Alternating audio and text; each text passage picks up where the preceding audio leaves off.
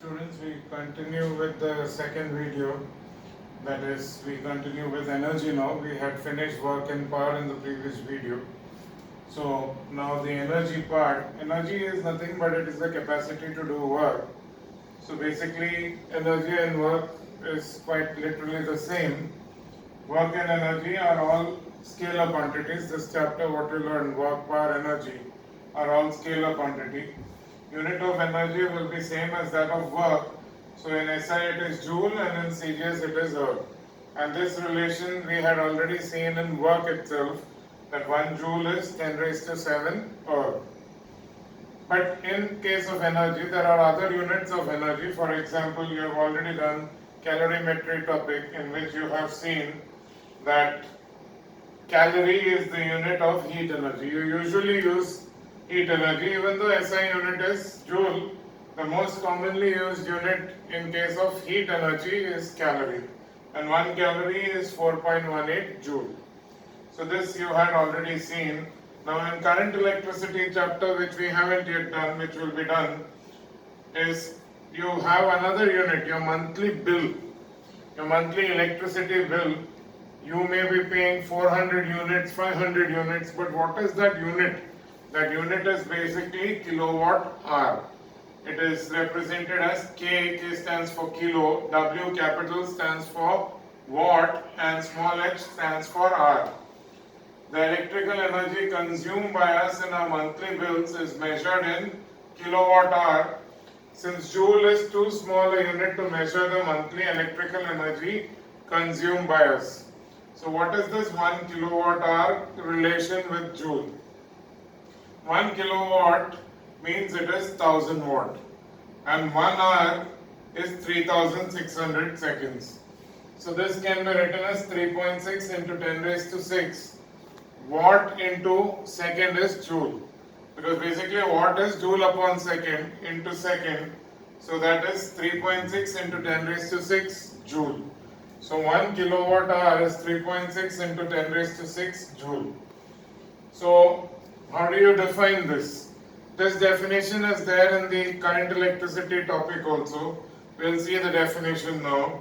1 kilowatt hour is the electrical energy consumed by an electrical appliance of power 1 kilowatt when it is used for 1 hour. So 1 kilowatt hour, so let's say you have a AC, generally a 1 ton AC. This is just an explanation, this is not the definition, don't write this. This is the definition. So if you are asked what is 1 kilowatt hour, that is what you are supposed to write. But now to understand it better, let's say you have a 1 ton AC.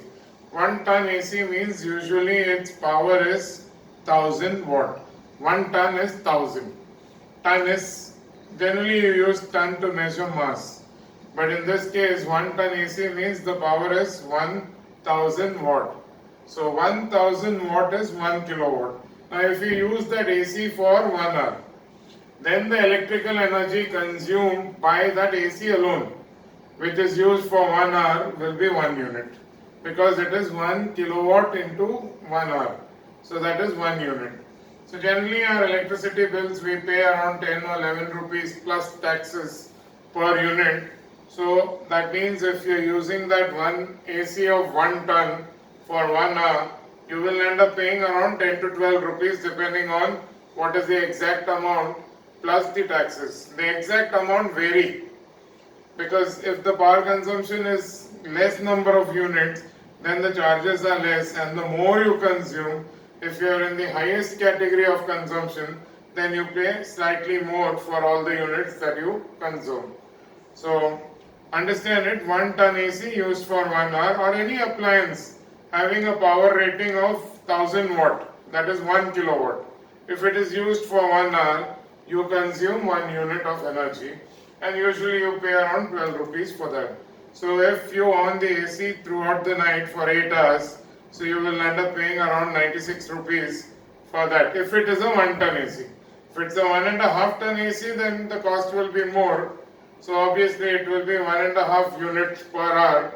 So then according to that, 18 rupees per hour into 8 hours, that would be around 144 rupees. That is what you would pay if you use a 1.5 ton AC for 1 hour. So each evening that you switch it on, the amount of energy consumed depends on the power rating of the device as well as how many hours or how much time you keep it on for. So there is one more. So sometimes question is asked, name any two other units of energy other than its SI unit. So that means you are not supposed to write joule. Other than its SI unit or CGS unit, any other units of energy, you can say calorie, and 1 calorie is 4.18 joule, and 1 kilowatt hour, which is 3.6 into 10 raised to 6 joule. There is one more, which is electron volt, that I will write it down now. And now besides calorie and kilowatt hour, electron volt, small e, capital V, that's the symbol. That is also another form, another unit in which energy is measured. Another unit of measuring energy other than the SI unit is electron volt. The energy of atomic particles, that is the nucleus and atomic particles of electrons, it's very small and it is measured in EV, electron volt. So 1 electron volt is charge of 1 electron into 1 volt. So it is 1.6 into 10 raised to minus 19 coulomb into 1 volt.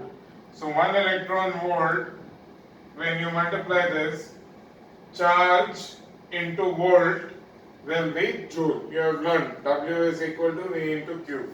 So V into Q, that is the energy, work or energy, that is measured in joule. So 1 electron volt is 1.6 into 10 raised to minus 19 joule. Now charge of electron, we are obviously not taking the negative sign, we are only taking the magnitude of charge and not, because even the proton has the same charge.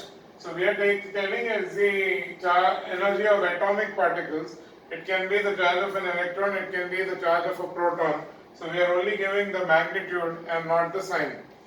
Because electron it would have been negative, for proton it would be positive, the value is the same. So 1 electron volt is 1.6 into 10 raised to minus 19 joule. Now this relation between SI unit of energy and other units, like you learned, 1 kilowatt hour is 3.6 into 10 raised to 6 joule. So same way 1 electron volt is 1.6 into 10 raised to minus 19 joule, and 1 calorie is 4.18 joule. That all is important and that you have to learn. Now mechanical energy and its different forms. So mechanical energy, this is B part in your concise. So mechanical energy is basically energy due to either motion or due to position of a body or stretched shape of a body. For doing work, energy should be in the form of kinetic energy, because in physics you have learned that work is force into displacement. So there has to be motion. So the energy that is required for doing work is kinetic energy. Mechanical energy is basically of two forms, potential energy and kinetic energy. Now potential energy is the energy possessed by a body on account of its position or shape and size. For example, a book kept on a table, it's at a height. So table is at a height, so book has got some potential energy. Water stored in a dam. The water stored in the dam has potential energy because the dam is made at a height, and from there the water will flow at a regulated pace. A stretched rubber string or a stretched bow, that all has got potential energy, because the moment you release that string, that stored potential energy gets converted to kinetic energy and the arrow will move ahead. A compressed spring toy. For example, you have that boxing glove which pops out when you open the box, that comes up. So that's a compressed spring toy, or some other toys where you give the key and you stress the what do you say? You compress the spring inside the toy and keep. So it gradually unwinds. So when it unwinds, maybe that fellow starts playing the drum or something like that. Such toys are also there. So those are all examples of potential energy. The symbol is capital U. Symbol used for potential energy is capital U. For kinetic energy, the symbol used is capital K. Now the energy possessed by a body due to its state of motion, so there has to be motion, the energy possessed by a body due to its state of motion is called kinetic energy. For example, flowing water, wind, you know that wind, if it is having high velocity, it can cause a lot of damage. Then a bullet fired from a gun, those are all examples of kinetic energy. Now we will be in the second part learning potential and kinetic energy in little more detail. And what is the formula for potential energy and what is the formula for kinetic energy. That will be seen in detail now. So forms of potential energy, gravitational potential energy and elastic potential energy. So there are two types or two forms of potential energy. Gravitational potential energy is when a body is at a height, so there is height at which the body is placed above ground level, so the body is said to possess gravitational potential energy. If it is at ground level, then the gravitational potential energy is zero. Elastic potential energy, like you can say you are stretching the string of a bow and then you are releasing an arrow. So when you stretch a string or when you key a clock, all those cases are elastic potential energy. So now we will see the definition of gravitational potential energy. The potential energy possessed by a body due to the force of attraction of the earth on it is called the gravitational potential energy. So it's the potential energy due to the force of attraction of the earth on it. And the derivation of gravitational potential energy, like potential energy any form, elastic gravitational is represented by capital U. You have to derive that it is mgh. This derivation is mentioned in the syllabus, so it could be asked. So very often they don't ask derivations. Let a body of mass m be lifted to a height h. So then the force required to lift the body up is equal to the weight of the body. Now the force required is equal to weight of the body, and weight is given by the formula m into g. So the work done, capital W, to lift the body to the height h is given by the expression work is equal to force into displacement. Now that force is already mg, and displacement, you have said that the body is being lifted to a height h. So therefore it is mg into h, which is mgh. So this work done in lifting the body is, say when you keep a book at a height or a stone is held at a height. What is the energy possessed by the stone which is held at a height? It is the work done to lift the stone to that height. That same amount of energy is stored in it. So if that stone falls, it can do how much work? Equal to mgh. So the work done will be mgh. This work done in lifting the stone is stored in the body in the form of gravitational potential energy. So gravitational potential energy will be equal to the work done, that is mgh. Now note, when a body is thrown up, the height of the body increases from the ground. So then due to that, the gravitational potential energy also increases. If a body is dropped from a height, it keeps coming down. So the height of the body from the ground decreases. And because of this, U, that is the gravitational potential energy, will also decrease. So these are things in gravitational potential energy. Next we will see what is elastic potential energy and what are the three kinds of motion due to which there are three different types of kinetic energy. So now elastic potential energy. Definition: the potential energy possessed by a body in the deformed state due to change in size and shape is called elastic potential energy. For example, when you have a compressed spring or if you stretch a bow, that's all examples of elastic potential energy. Next we go on to kinetic energy. The energy possessed by a body due to its state of motion is called the kinetic energy. So for kinetic energy, the body should be in a state of motion. Now we have the derivation of the expression of kinetic energy. It is included in your syllabus. So it is there, though generally they don't ask derivations, but still you should know if at all they ask. The kinetic energy possessed by a moving body is equal to the amount of work which the moving body can do before it comes to rest. So for example, let's say the body is moving, any object is moving. So once it is moving, you have to apply a force to stop the body. So the amount of work done by that force to stop this body is equal to the kinetic energy. Kinetic energy and work is same. So we are saying that kinetic energy of a moving body will be the amount of work done to stop that moving body and bring it to rest. So if you look at the definition, or if you look at the first step of the derivation, we are writing kinetic energy of the body is one work done by the retarding force in the displacement s before stopping the body. For example, if a car is moving, what would be the retarding force that stops it? It would be the brakes applied. So the brakes applied would be the retarding force. So how much work that retarding force has done in that remaining displacement before it comes to rest. For example, last year you learned laws of motion. So one of those derivations of equation of motion in one dimension, part of that has to be used. So now kinetic energy is the retarding force into displacement.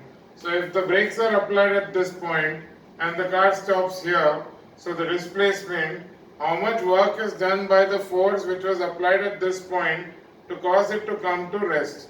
That is what is asked. So retarding force expression is very simple. Force is given by mass into acceleration. Now we are considering to find the displacement, that is the second part. We have to use laws in the equations of motion. Let's assume that the initial velocity u is denoted by v. So in this case, the initial velocity, which is usually denoted by u, is taken as v. The final velocity of the body will be 0. So the final velocity, which is usually denoted by alphabet v, equal to 0. That means the brakes were applied here.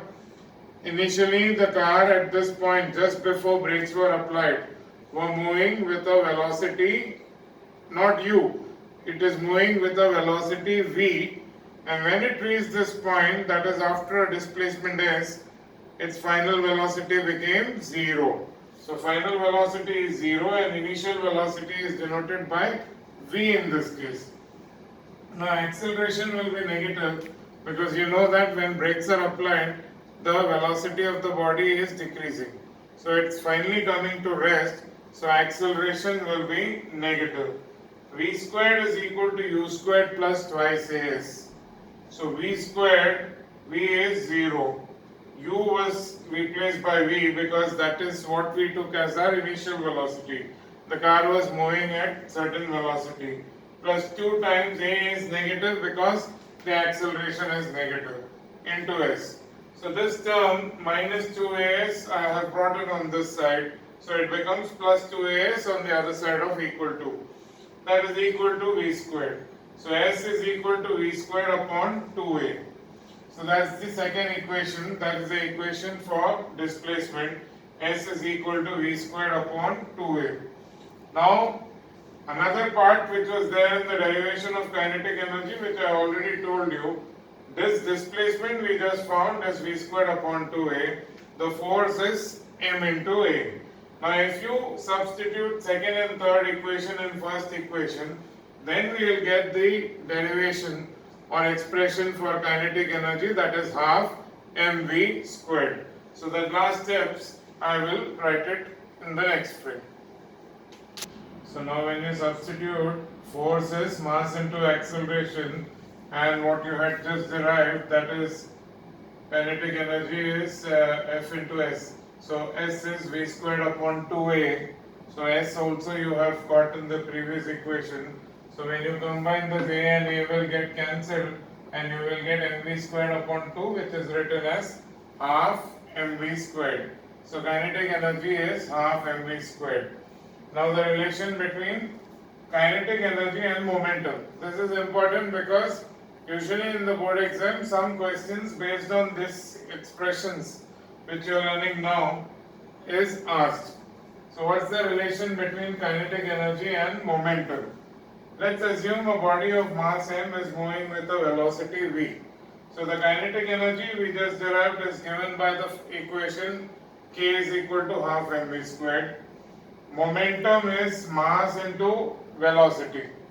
So momentum is mass into velocity, linear momentum you have learned in standard 9. So velocity is momentum upon mass. So now if you substitute for velocity in equation 1, you will get kinetic energy is half into m. Instead of v squared, you are writing p squared upon m squared. So this m and that square gets cancelled. So you will get 2m in the denominator. 2m into k is 2km, that is p squared. So p squared is 2km, which you can write p is equal to root 2 km. Easy way to remember it, you can remember the momentum p is square root of 2 kilometer. It's not kilometer, it's actually kinetic energy and mass, but that's a simple way to remember it.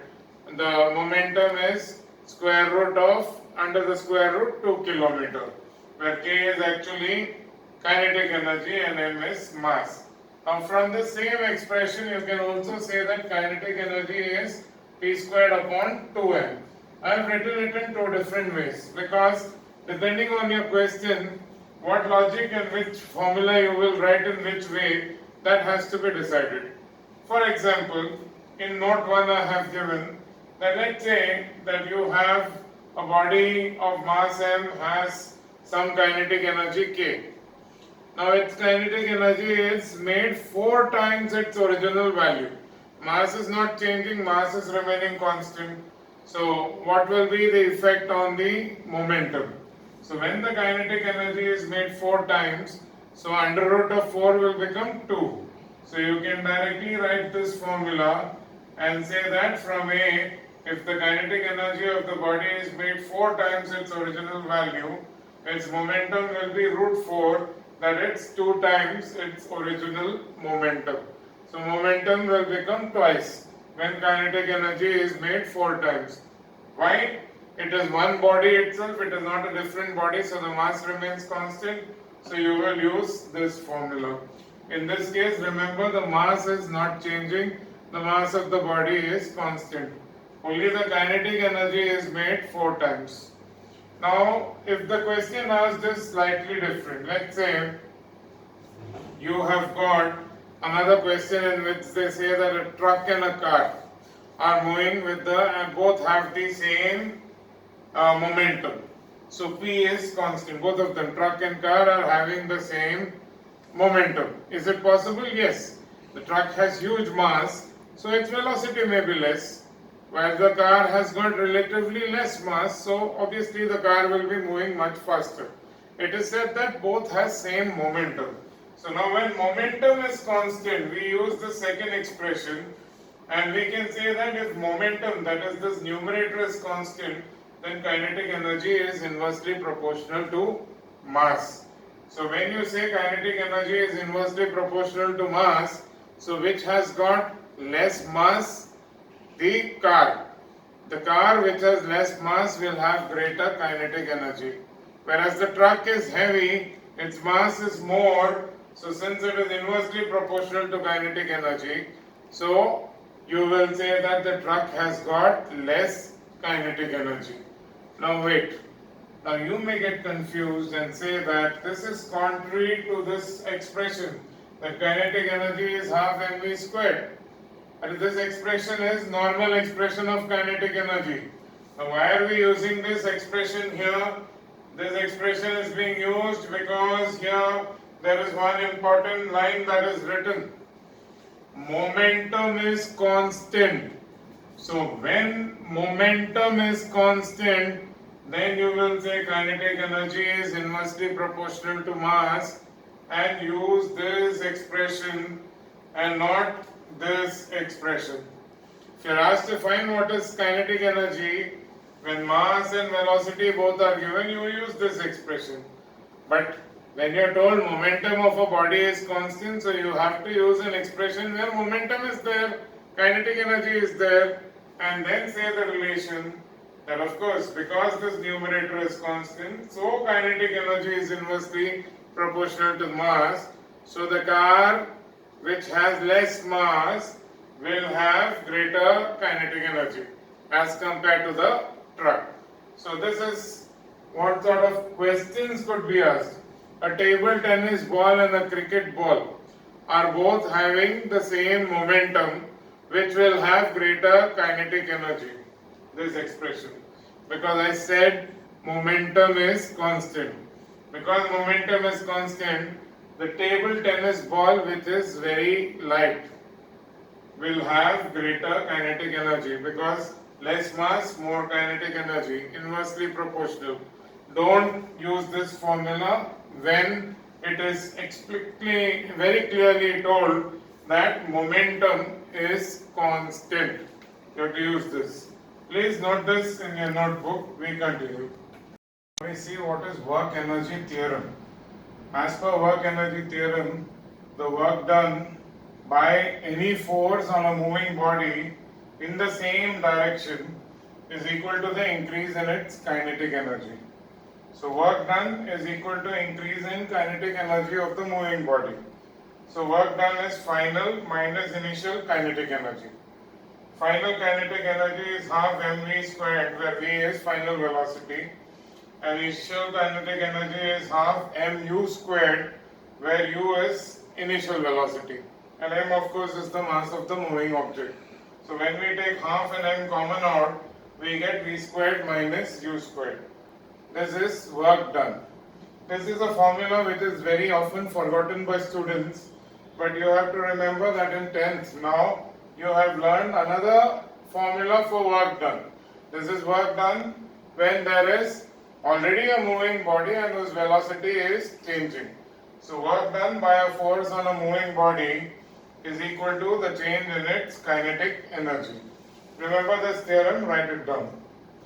Now based on the three types of motion, that is motion in straight line, then there is rotational motion, and there is vibrational motion. So there are three types of kinetic energy because kinetic energy is the energy due to motion. Now translational kinetic energy, it is the kinetic energy of a body which is moving along a straight line. For example, a ball falling down freely, a car moving along a straight road. Of course it has to be a straight road and not a circular path. So that is translational kinetic energy. Then you have rotational kinetic energy. It is the kinetic energy possessed by a body having rotational motion. So now if you take that Beyblade or something that you used to play as kids, or spinning top, a rotating wheel, all of them have got rotational kinetic energy.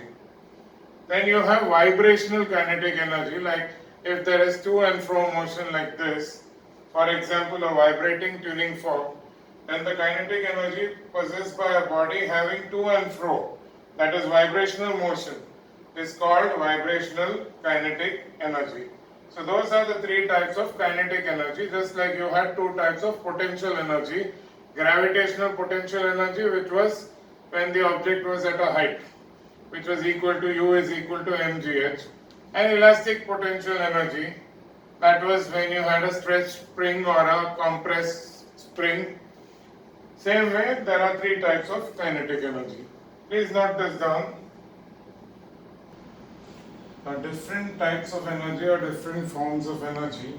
You have solar energy, that is energy from the sun, heat energy, light energy, chemical energy, for example when you burn petrol or kerosene or diesel or oil, that is all chemical energy. Hydro energy, the energy of fast moving water. For example in the dams there is water stored at a height. So hydro energy is the main source of energy in India. Electrical energy, Nuclear energy, now it is becoming more popular. Many power plants are using nuclear energy. Of course, it is hardly less than 3 or 4% of the entire power consumption of India, but still we see that that will be the future energy because it's a clean form of energy. It does not cause any smoke. Of course, a lot of care has to be taken while building the reactor. Geothermal energy, that is energy released in nuclear disintegrations in the interior of the earth, and it gets stored deep inside the earth and is called geothermal energy.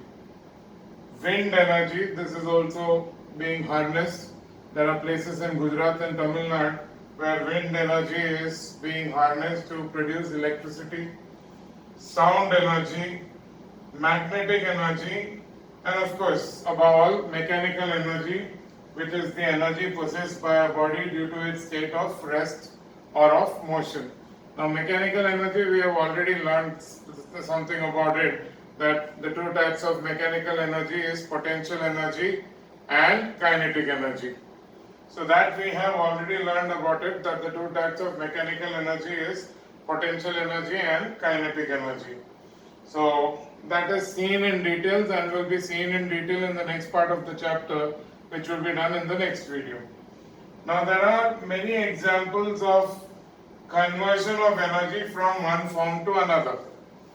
It is given on pages 22 and 23 of the Anish Tutorial Physics textbook. For example, few simple examples. When I rub my hand, some form of energy is getting converted to another form. So when I rub my hand, there is motion. So kinetic energy is getting converted to heat energy and sound energy, because when I rub there will be some sound. And at the same time heat is produced due to friction. Same way when you charge your mobile phone battery. When you are charging the battery, electricity is being used as the input, so electrical energy is getting converted to chemical energy because inside the battery there is chemicals. So electrical energy is getting converted to chemical energy, and when you are using the mobile phone, that stored chemical energy in the battery gets converted to electrical energy. That electrical energy you can say maybe in the form of sound and light, that is electrical energy. Now again you have other, like when you speak into a mic, when a speaker is speaking into a mic, sound energy is getting converted to electrical energy. Maybe cordless or whether it is corded mic, there is bits which are transferred to the speaker. So sound to electrical energy. And the next is when you use the loudspeaker, that electrical energy gets converted to sound. So those are simple examples of conversion of energy. When you drive your vehicle, the fuel has chemical energy. The chemical energy of the fuel gets converted to kinetic energy of the moving vehicle. When water is stored in a dam, the water stored at the dam at a great height has potential energy. That potential energy gets converted to kinetic energy of the flowing water. That kinetic energy of the flowing water is used to rotate turbines. So turbines are rotating, so they have rotational kinetic energy. And that rotating turbines are connected to the AC generator, which produces electrical energy.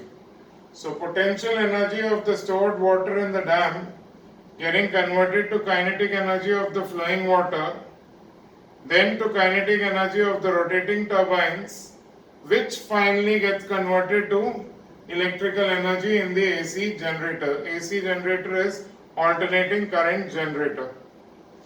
So those are all examples of conversion of energy from one form to another form. Then you have a photoelectric cell.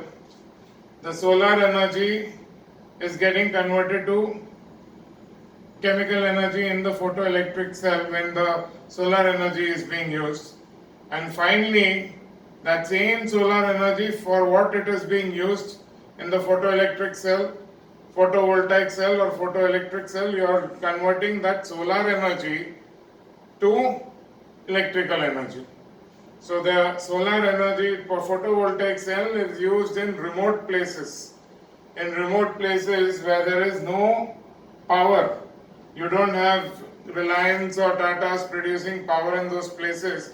Usually it is used in remote places to produce some electricity, like when people go to Antarctica for an expedition and all that. So there also you require energy. Energy is required for conversion. So there also this photovoltaic cells are used. So those are different forms of energy. You can refer pages 22 and 23. Around 25 different forms of energy conversion has been mentioned there. I'll read out a few more which are important. You have photosynthesis. During photosynthesis, the light energy changes to chemical energy.